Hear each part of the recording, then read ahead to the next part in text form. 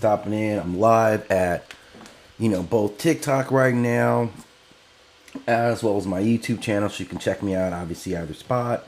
And I just really wanted to get into this classic film, 1408, right? This is obviously this is the season. We're one day away from Halloween, and this is the perfect time to talk about this film. And this is like a classic film right here in a lot of ways. And I'm going to tell you right now, like, being Gen X myself, this is like two of our titans of acting from Gen X, man. We got John Cusack, one of my favorite actors, and we got Samuel L. Jackson. Like, two guys I've been watching for a long time. And like for Gen X, man, this is two of our elites right here. So you knew when you get these two guys together, like, this was going to be a great film. And these guys interact like extremely well. So this is kind of how the film opens up. And the backstory on this is that, Cuse, as I call him, the Cuse, he's, been investigating these types of stories. He's kind of a sham kind of guy. So he comes into it as a guy who, already doesn't believe in any of this stuff. Like, he investigates it on the regular, and he's never seen any of it. So it's kind of torn on whether he was actually, like, in it. I guess at some point he's kind of burned out and he's a little bit jaded about the whole life. He interacts with some fans. He talks about his old style of writing. So, we have a character he's got some angst. And like going into it, like he's, been through this traumatic event, he loses his daughter, all stuff that's going to be very important, right? And this is kind of giving us the backstory on this guy. So, cynical writer, but again, like brilliance. He comes in and his first interactions with Samuel Jackson really set the tone. No, they don't. They don't properly set the tone for what's going to come because there's still no expectation of what's to come. We get some definitive warning, right? And we're getting some signs of what's in this room. Like we know he visits other spots, and they set us up by the initial scene is him at like this bed and breakfast, and it's a nothing sandwich, right? Like they're like, yo, the maid hung herself here, and all these people have died here, and so it's a nothing sandwich, right? But it is nothing compared to what we're gonna see from this hotel. And I'm gonna make a lot of good points as I get into this series. But I just want to give you a good setup. Like, if this is the movie you want to check out tonight, there will be spoiler alert. So I'm letting you know right now. If you haven't seen this movie, it's 2007. So anybody, this newer generation, you may not have watched it, but still, so it's really, really, really. The film works. Like, it'll work. The gap in technology and all stuff isn't going to be that significant where it won't have meaning, right? So this is the scenario. And what we're going to see, though, from this movie is a level of psychological, like, attack that we're really not used to seeing in, like, anything else. Like, and it's particularly insidious. And I'm going to break down why for a lot of reasons. So I want to give you this backstory so I can get you in. And once you're hooked, I'm going to lay out what we see in mythic terms from this story that we haven't seen from any other storytelling. So we get into our setup a little bit more. We got these two powerful actors. We start off with some images of what's going on in this hotel. This is kind of the stuff that's been in the hotel, right? This image right here, right? And this is a guy, and it's riddled with people killing themselves, okay, in this hotel room. And it's going to make perfect sense as to why. Is at killing, and if you're in this room, I'm going to tell you right now, killing yourself, yeah, that absolutely makes sense. Like, I'm telling you, as I'm watching this, I'm like, man, your capacity to get out of 1408, man, this is a tough one right here. So this is kind of the insidious nature of what we're walking into, right? And the entire time, Samuel Jackson is like, he's the hotel manager, right? And he's like, don't go in this hotel room. Like, he does everything to stop this man from going to this hotel. But I get where John Cusack is coming at it with. You're like, I don't believe in any of this stuff. It's all nonsense, right? So, like, he offers him like an expensive bottle of like brandy or cognac or something like that. Like, just trying to bribe this guy not to stay in his head. And this is a super high-end hotel. It's a very old, very venerated hotel. But they got this problem that they've contained. And it's an active problem. So this is going to bring up some questions about what kind of force is in that hotel, right? In this hotel room. We're going to talk about this because this is kind of central. Like, people don't really talk about this component of it, but we don't know what this force is, right? This never gets identified. They don't give us any clues. We don't know if this is a possession. We have no idea. It wasn't, the people were dying in there. There wasn't someone who died. Did somebody die in there that triggered the whole thing? We don't know. We don't know, right? So this is where it gets really, really interesting with this particular hotel. So we got to understand a lot of things about this hotel that are kind of mysteries that really, really ultimately shape the story of what we see in this hotel, right? So, all right, let me get back to it. I want to get to my notes here because this is going to be very important as it gives you guys this breakdown. Like I'm going to give it to you, right? Like absolutely. So the first thing that we do is once we kind of get him in the hotel and we understand like the sense of who he is. So we get this guy, like I said, these are Gen X guys right now. Like, yeah, we kind of hear of all this stuff, mysticism, but he's not necessarily into it. And he's walked this path for so long that he's completely jaded.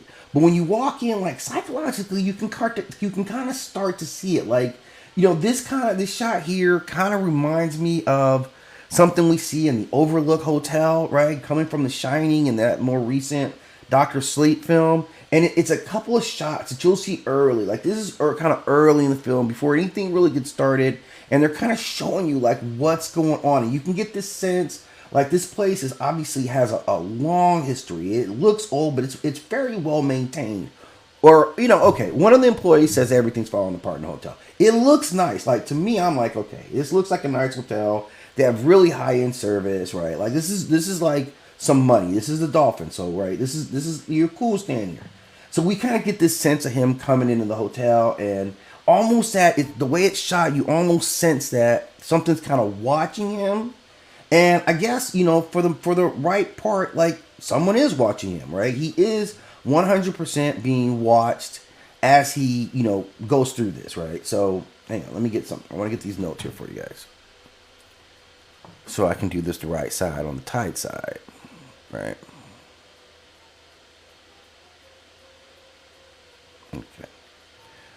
So this is kind of where we come into and understanding that, okay, this hotel is going to show us some almost God tier abilities, right? That's what gets really nutty about the place that he's at, is that what this place shows you that it can do is on a whole nother level. It's altering reality. It understands what's going on in your noodle. So let's talk about it. Okay, so he's in here. He's in the hotel. This is him kind of checking it out. I want to get to this part because the good part's really coming, right? So he gets in the hotel and he goes right into what his style, his core. He's documenting this hotel. So we get a sense of him and this would be symbolic, right? This micro-recorder is probably a symbolic of what he is. He's kind of an orator. He's kind of like, so technology-wise, we're still at the point where we're using, micro-recorders, right? I had one of those for classes. This opened up the world for a lot of people in organizing your notes and stuff like that. So this was a big thing. So for a writer like him to be using it went right in. It really captures the time. And then he gets into the hotel, and like pretty quickly on, it starts to go nutty, right? It's pretty quickly on, right? You see him in this state. This is quickly into him being in this room, right? It's 47 minutes in, so it's a kind of a lengthy movie here. Still got more than an hour here to go, right? And you can see it starts to descend on him. Okay, so this is particularly insidious. This is what I want to really point about what this hotel, because it's going to take him through a ride. This is a particularly insidious ride that we see this force on, right? That it takes him on. So the first thing I ask is like, okay, what is this force that's in this room? And they don't give us any explanation. There's no single spirit with a tragic backstory who entered into that room. This place was not built on a witch's grave, right? It, like, even the hotel manager, Samuel L. Jackson's character, Mr. Olin, just says it's just an evil fucking room. That's it. There's no explanation for why this malevolence exists here. Like, because we understand that, if you're in the community of a Questa, right, poltergeist, it was built over an ancient burial ground. So that's kind of the impetus. That's the why that the spirit is there, right? But in this one, you don't get that, right? And it's not even where the spirit comes from. So we don't know any of this. We don't know what type of manifestation that it is on any level. No one knows anything about it. It is completely enigmatic in that sense, okay? But here's what we see this hotel room do, right? This hotel room is particularly insidious. I'm going to get to the insidious nature of it because that's a part of it. So when we look at like, okay, what is the force? It's not a ghost, right? It's not a primary ghost. But we know that this room is sentient. This is what we do know about it. We can tell as it progresses through this that this room watches you, right? It reflects things back at you. It completely pays attention. And it already has a sense of irony, right? There's a reason that it plays the Karen Carpenter song, It's Only Just Begun, which is completely haunting to take things from our older culture. So this gives us a little bit of historical understanding, context on how long this entity has been around. That it picked a song and it understood the context of that song and how playing it, like, so you understand, like, it has to understand a lot about humans to even manifest something like that. That's the purity of what it is. So it watches, it learns, it strategizes, it has a sense of irony. This is a lot of components that we're seeing out of this hotel. And this is the shot, you know, like when you could see the reflection even outside. You can't look outside of the hotel.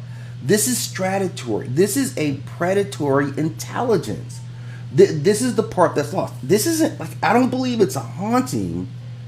And even with the haunting, like, not every ghost is super intelligent. Like, this thing is particularly insidious. It is absolutely sadistic, and we're gonna see why. Like, because the power that this thing manifests, you be dead in 2 minutes. If you walked in the room and it wanted you dead, you'd be dead, right? No one's gonna stop it. Like, there's nothing that you can do about it.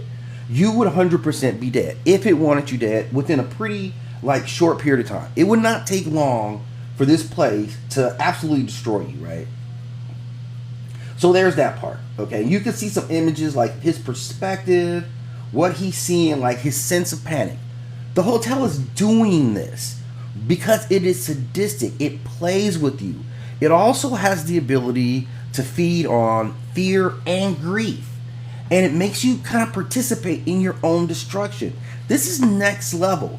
Because what we see out of this, it's able to manifest anything that it can, anything that's in your brain, or even wasn't in your brain, it manifests. So it has a level of actual reality warping. It warps reality. When he wakes up and this is the scene, okay? This is the scene. It's right. Okay, no, okay, this isn't it. Okay, it's not the right. So it triggers the water. It understands how the system works, right? Okay. It also understands this is on his computer, right? So it starts access. It understands how Windows work. It understands what this voice messaging system. When he calls out to his wife, it gets it. It knows exactly what you're doing. It understands how the customer service system works.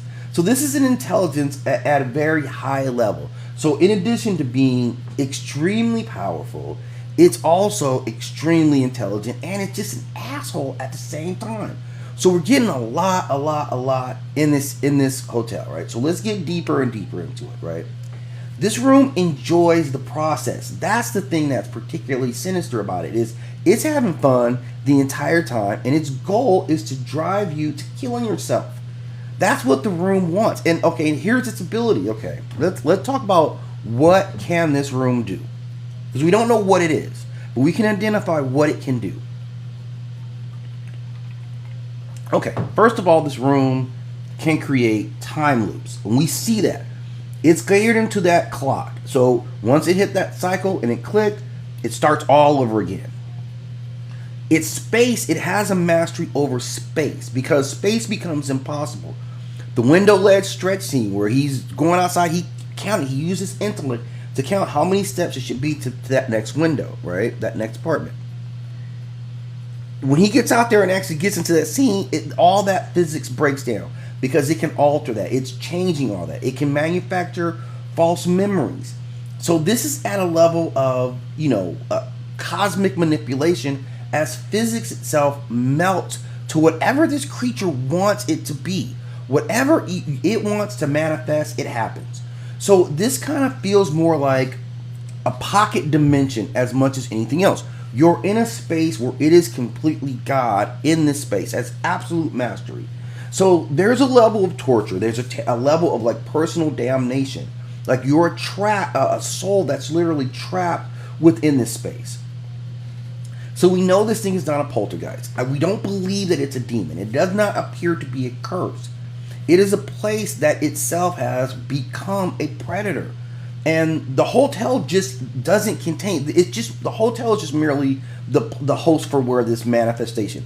I don't know if it came from like, you know, evil wood. Maybe it was built on evil wood. I don't know what the source of it is. But its ability to manifest destruction is insane. Warping physical space, shifting the environment, temperature extremes, right? Fixtures. It can stop clocks. It has its own death timer that we see. It can create day-long illusion in mere minutes. And it resets its timeline as if it were playing a video game. So in 1408, time is a weapon. It's not a measurement anymore. It's a psychological trick that it's playing on you. Then there's the whole idea of the psychological invasion. When you talk about getting all up in your noodle, this place is all up in your headspace, man. It's living up in your noodle, absolutely rent free. And you want it there, right? But it gets real loony with the stuff that it does. So it's always projecting what's in your brain. It's like the CIA therapist on some kind of like steroids, just hacking your brain. Which, think about the level of power that's manifested. It can project hallucinations. So you see an endless stream of just like dead people jumping out the window like ghosts, living family members, and these visions that it gives you are more real than reality. And that's why it's so bad. And then this thing understands how to manipulate our emotions. It understands our emotional state. So it can build trust, it gives grief, it weaponizes hope, it uses fake escape sequences to reinforce submission, like you ain't getting away. It has physical control of this environment at the same time. It controls doors, windows, and layout. The entire layout. It controls electricity, it controls the plumbing, the temperature, objects. It can choke you, it can drown you, it can freeze you, it can burn, it can push you down. It can lay on top of you, it can kill you with a light bulb, or it can get a paper to you, get a really bad paper cut up in here. Right? It takes you to the point of killing, and then it resets everything. And the room is all back to normal. It dominates your perceptions. You can't just go to sleep in this room. And it's targeting you. And this is the thing, it's targeting you. When you walk in this room, it has a personal issue with you. It was waiting for you to get there. And the longer it waits, probably the madder it is. So it does not want your money. It doesn't even want your body. It doesn't want your life. It lives on your agony. It feeds on this self that you are ultimately collapsing inward because you can't take the weight of what this thing ultimately is doing to you. And that's what's really crazy about it. Now we go back and we talk about just the absolutely insidious nature of all of this. Because this guy goes through a whole ride, and we all think that the ride is over, but it ain't over, right? Like, we see these scenes where, like, he goes through this, the freezing in the hotel. It's really bad at this point. It's bad, and then he finally like wakes up, or he thinks he's waking up in this hotel, right? So he goes through this hotel. This is how much it gives him. This is all an illusion. We will find out. He's at this hotel. Then he's like talking to his wife, so he's dealing with all these emotions. So it's putting him through it. Like the wife that you lost your daughter with is there, right? So you're dealing with all this emotional stuff, like this heat, like what you feel like is this healing. They have this nice dinner together. They're really, really talking it out. She ain't ready to go forward yet, but you know what I'm saying? It's looking good. They want to get back. Then it's like he goes to see his pops, which is a lot of pain. So again, he's in this like, emotional stuff. Like, okay, he's crying and he's tearing it up, right? Like this is what this room is doing to him, right? It's taking him through all this healing, and then you get to it, right? Like the healing part with pops, and that's when they're like, yeah, we about to snatch all this away from you. This is the ultimate like Lucy with Charlie Brown, right? The post office scene where it just gets nutty, and right before his eyes, they tear the whole illusion back down, right? And this is the ultimate get your ass back over here, right? Because now he's back up in the same room. and it starts all over again, right? So you back in the room, you can see it, man. I'm telling you, you can see. I think we're like, this is probably at the hour 10 mark, hour 20 mark, something like that. This is getting towards the end of it. And psychologically, they've given us so much that mentally you're thinking, okay, man, he dealt with it. He got out of that room. He'll never do that again. Wrong, right? This is not over. And in fact, it gets worse. It gets worse from here. And you're like, what could they possibly do to make this shit worse? Like, well, here it is, man. Bring back your dead kid. They bring back your dead kid. And your dead kid is talking to you and manipulating you. Don't you love me anymore? This is as raw as it gets. I don't even know anybody that could do something like this to another person. And he doesn't want to believe it, right? He doesn't want to believe it. He knows he shouldn't believe this, but it's too real. It feels too good. It feels too good. So ultimately, like, here he is embracing her. Think about this, man. Your daughter's dead. This is the tragedy of your life. And she's back to you right now. Just for this, you're hugging her. Whatever the circumstances is, we're together. It feels so good, right? The love, daddy. Oh, yeah, you know what I'm saying? Like this. And again, remember, this is the room doing this. None of this is real. This is the room that took its time to marinate this. And then all of a sudden, she's dead again. So it brings your daughter. It brings your daughter back to you. You fight against the temptation to actually believe this. It forces it upon you till you really get into it, only to kill her again right in front of you in your arms. Okay? You want to talk about the destruction of a psyche? You want to talk about destroying somebody? Like, this is utter mayhem. This is savagery in a way that I've never seen. And this is coming from this room. Where it gets this energy at, I don't know. And like, and just to make it even more insidious, she actually turns to dust right in front of you. She actually turns to ashes right in front of you and explodes all over the place, right? That's what this hotel room thought was a good idea. That's what this hotel room said was, yeah, this is how I'm coming after this guy. For no reason. And he's just like devastated beyond belief, right? He's devastated beyond belief. This is where it's at, okay? Devastated. Okay. And even then, it ain't over, right? The hotel renews itself. This is at 1:35 in the film, right? The hotel renews itself all over again. And it's ready, and it starts the music. It's only just begun, right? Because it's letting you know we're about to get started all over again. And then, like, the real wheels start to really come off, and the torment is just like, it never hides its torment of you. It's letting you know right off the bat, like, I'm coming for you, right? Like, this is beef. And so it really starts to manifest it. So it gives you the option now to kill yourself, which is what it wanted you to do the entire time. This thing gets off on making you kill yourself and laughing about it with whatever kind of friends it has later. That's what's going on with this room. So he finally does. The only thing he can do is, like, at least die like a straight up G, which is what he does. He's like, okay, the only thing you could do, and rational thing to do, if you're ever up against something that's an insurmountable task, it is 100% okay to say, I'm going to burn this bitch down. There is that is culturally, this is written into humans. Whenever some stuff just gets to the point we can't take this shit no more, it is 100% accountable. It's the right thing to do to burn that bitch down. We will burn this bitch to the ground. So he burns this bitch to the ground. And it seems like maybe, that's a good thing. He gets his back. He understands that, I'm never going to escape this. And it's all his fault. This is the master of, like, I jumped into some shit and there was no reason for me to get into this shit at all.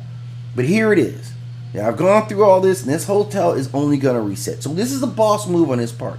Because you lost. You're taking that L. You walked into a situation you had no reason going into. And it proved to be far more than what you could take. So the hotel does win. And he wins as well. Like, the hotel doesn't realize that he lights his fire, he dies, he doesn't jump out of the window, and finally the room will be completely shut down. Because it's corporate, like, they kept the room, like, open, I guess open, I don't know. They wouldn't rent it out, but it was still technically there, and they would clean it and service it all the time. So this just completely ended it, so no one else walked in. So if you're in the room, this is your last guess, right? And you gotta be pissed about that, because I know you really got off on this. Whether you can just move on to another hotel or apartment, or maybe you go to the projects, I'm not really quite sure what you would do with yourself at this point, but it doesn't matter as long as you don't show up where I'm at. And but the thing about it is this hotel, like, it's really insidious. And I mentioned how important his micro-recorder was going to be. You know, how this is symbolic, right? At the end of it all. At the end of it all, after all the mess is all burnt up, Sam L's character, you know, they clean the hotel room out. How they clean this bitch out, I don't even know who went in there and cleaned it out.